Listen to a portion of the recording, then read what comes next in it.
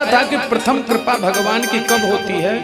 जब भगवान के सामने तू जाता है और तेरे शरीर के रोंगटे खड़े हो जाएं, तो ये पहली कृपा है। अब दूसरी कृपा कब होती है? जब नाम गाते गाते तेरे हृदय में हिलोरे उठने लगे, तेरा हृदय गदगद हो जाए, ये दूसरी कृपा है। तीसरी कृपा कब होती है मेरे ठाकुर जी की? कि जब तेरे रोंग खड़े हो जाएं, हृदय में हिलोरे उठने लगे, और महाराज जब तेरी आंखों से आंसू बहने लगे, ये तीसरी कृपा है। और चौथी कृपा कौन सी होती है? कि जब तू रोता है, तू गाता है और तू नाचता है बावला होकर के, ये भगवान की चौथी कृपा है। और जब तुझे चौथी सीढ़ी प्राप्त हो जाती है, तो उसके बाद तो भगवान तुझे अपनी बाहों में ले लेते हैं। बोलिए बांके बिहारी लाल की।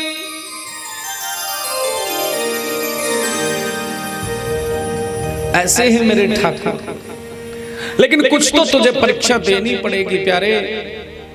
अरे पिता भी अपने पुत्र को मालिकी जब देता है, चाबी जब देता है, जब पुत्र को परख लेता है कि ये घर चलाने के योग्य है या नहीं है।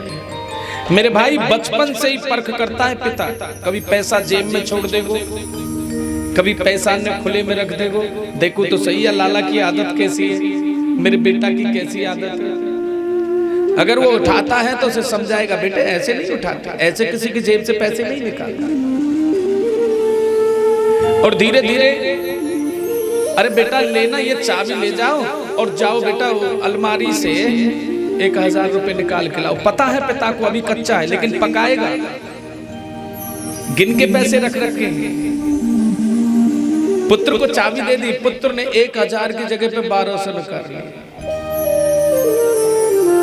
पिता को आके 1000 दे दिए। पिता ने जाके संभाला, बोले बेटा ये 200 रुपए तुमने निकाले। नहीं बेटा, ऐसे नहीं किया करते, ऐसे पैसा निकालना तो बहुत बुरी बात है। यदि तुमको जरूरत है तो मुझसे मांगो। उसको पका रहा है कि तुझे आगे चल के मेरा वारिस बनना है, तुझे आगे चल के सब कुछ संभालना है, तुझे पकाना पड़ेगा, कच्चा है अभी पक जाएगा। आपने देखा होगा प्रजापति को घड़ा बनाते हुए, नहीं देखा? कितने लोगों ने कुमार को बर्तन बनाते हुए देखा, घड़ा बनाते हुए। तो एक बहुत रहस्यमयी बात आपको बताते हैं कि जब वो घड़ा बनाता है तो उस पे 2 मुट्ठी होती है। एक तो मुठिया से होती है, उसे अंदर लगाता है घड़े के अंदर, और एक थपकी होती है, उसे वो बाहर से थपथपाता है। अगर वो अंदर वाली को ना लगाए और बाहर वाली से थपथपा दे तो मटका ढेर बन जाएगा, टूट के वो बेकार हो जाएगा। अंदर से प्यार है और ऊपर से फटकार है। क्या है? फटकार। तो ऐसे ही पिता होता है। आपको बताएं, माता अंदर वाली मुठिया है, वो प्यार है, और पिता ऊपर से फटकार है। माता अंदर से संभालती है प्यार से, बेटा तेरे पिता ही तो है, तो कछु कह दी तो काहे गए। ये स्नेह, प्यार, अंदर का प्यार। और पिता प्रेम पिता भी करता है, लेकिन पिता का प्रेम कभी दिखेगा नहीं मेरे प्यारे। पिता गंभीर है। क्रोध मां भी करती है, लेकिन जब बहुत ज्यादा अत हो जाती है तब माता क्रोध करती है। जब संतान की बहुत ज्यादा उत्पात की हद होती है। सुखदेव स्वामी कहते हैं कि हे राजन, मां का प्यार, पिता की फटकार, ये दोनों प्रजापति के हाथ में है। और इनमें से एक हटा दिया जाए तो उसी समय संतान बिगड़ जाएगी। मटका रूपी संतान। अच्छा, उसको प्यार ही प्यार दिया जाए, अंदर से माता रूपी प्यार, और पिता रूपी फटकार रोक दी जाए, तो क्या घड़ा कभी आकार लेगा? घड़ा बनेगा? नहीं बनेगा। वो तो चाक से महाराज ऐसा उतरे, वो तो बनावे तो थपकी दे दे करके, जैसे मैया रोटी बनाती है ना, हाथ की रोटी, लोही कितनी सी होती है? बोले इतनी सी।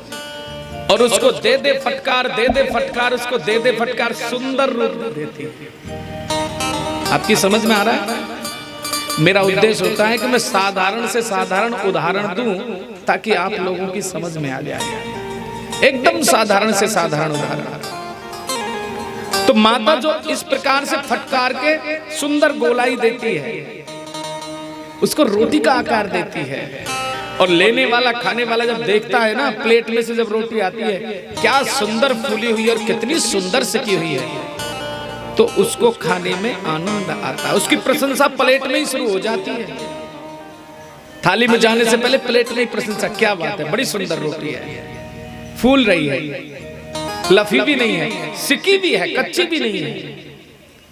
ऐसी फर्क, ऐसी तुलना, न फूके न कच्ची रहे और एकदम जो सिक जाए वही तेरा जीवन है। जब मटका न टूटे और महाराज न ज्यादा फैले, वही तेरा जीवन है। तो सुखदेव स्वामी कहते हैं कि हे राजन, ये जो जीव है इसको सत्संग, संत और विद्वान ब्राह्मणों का ऐसा ही सानिध्य होता है। संत प्रजापति की तरह अंदर से प्यार और ऊपर से फटकार कि तुझे घड़ा बनाना है। कैसा घड़ा बनाना है? जो सबको शीतलता दे आगे चल के। भाई घड़े में पानी भरा जाए और पानी भरेगा तो शीतल रहेगा, और शीतल रहेगा तो जो भी घड़े के पानी को पिएगा वो क्या कहेगा? आनंद आएगा, बड़ा सुंदर है, बड़ा ठंडा है। तो इसका प्रभाव कहां कहां जाएगा? बोले बनाने वाले तक भी जाएगा, बनाने वाले तक। अगर वो अच्छी मिट्टी का घड़ा नहीं बनाता तो पानी ठंडा नहीं करता मेरे भाई, और यदि तुम अच्छी तरह से उसकी देख रेख नहीं करते तो भी पानी ठंडा नहीं होता। यदि तुम अच्छा पानी नहीं भरते तो भी पानी का भाई अच्छा घड़ा है लेकिन खारा पानी भर दो उसमें, कोई कहेगा आनंद आ गया? खारे पानी को पी के कौन कहेगा? तो बनाने वाले से लेकर के और परवरिश करने वाले तक सबको पुण्य मिलता है। एक आहार, काई ने टाट लपेटो, काई ने पानी भरियो, काई ने मटका सही जगह पे धरियो, काई ने बनायो, काई ने मट्टी खोदी। कितने लोगों का सहयोग है एक मटके। ऐसे ही जो तेरा पुत्र है, माता रूपी प्यार और पिता रूपी फटकार जब पड़ती है उसमें, तब जाकर के घर चलाने के योग्य बनता है। और यदि इतने प्यार और फटकार पर भी वो योग्य नहीं बना तो कोई पिता मरणोपरांत तक भी चाबी ना दे अपनी संतान। बोले मुंह पतो तेरी, मैंने देख ली हो तो बचपन तक देखता आया गोदी में खिलाते खिलाते तेरी आदत ने देखे हो। तू जिंदगी में घर ना चला सके, तू घर बर्बाद करेगा। अब ये नजरिया भी होते हैं, दो प्रकार की बात होती है। एक लालच, एक जो महालालची पिता होगा वो मरणोपरांत तक भी चाबी नहीं देगा। बोले इन पे चाबी चले गई फिर तेरी पूछना रहेगी। एक देता योग्यता के हिसाब से कि योग्य है तो दे देनी चाहिए। अब मेरा काम पूरा हुआ, अब ये जाने इनका काम था। तो भाई परमात्मा भी प्यार और फटकार दोनों को दिखाता है, तब जाकर के तू भक्ति में सफल होता है। वो देखना चाहते हैं कि मेरे पुत्र के रोम रोम खड़े होते हैं मेरे सामने आकर के। वो देखना चाहते हैं कि मेरे पुत्र के हृदय में मेरे प्रति कितना प्रेम है। वो देखना चाहते हैं कि मेरा जो पुत्र है वो जब मेरे सामने आता है और मेरे गुणगान गाता है तो वो आंखों से आंसू बहाता है। वो देखना चाहते हैं कि इस पे मेरे नाम की कितनी बड़ी दीवानगी है।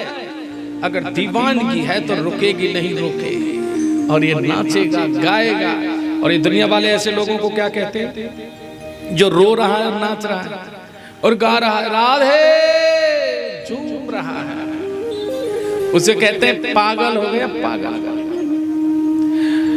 और राम के नाम का जो पागल है वो दुनिया के काम का नहीं होता मेरे भाई। या तो दुनिया के काम का होगा, राम के काम का नहीं होगा। और जो राम के काम का हो गया वो दुनिया के काम का नहीं रहेगा। कि जहां राम तहां काम नहीं और जहां काम नहीं राम।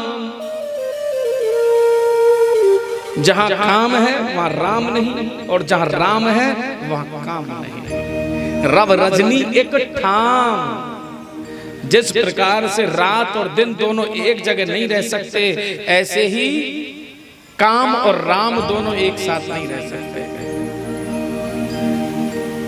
या तो राम मिलेंगे या काम मिलेगा।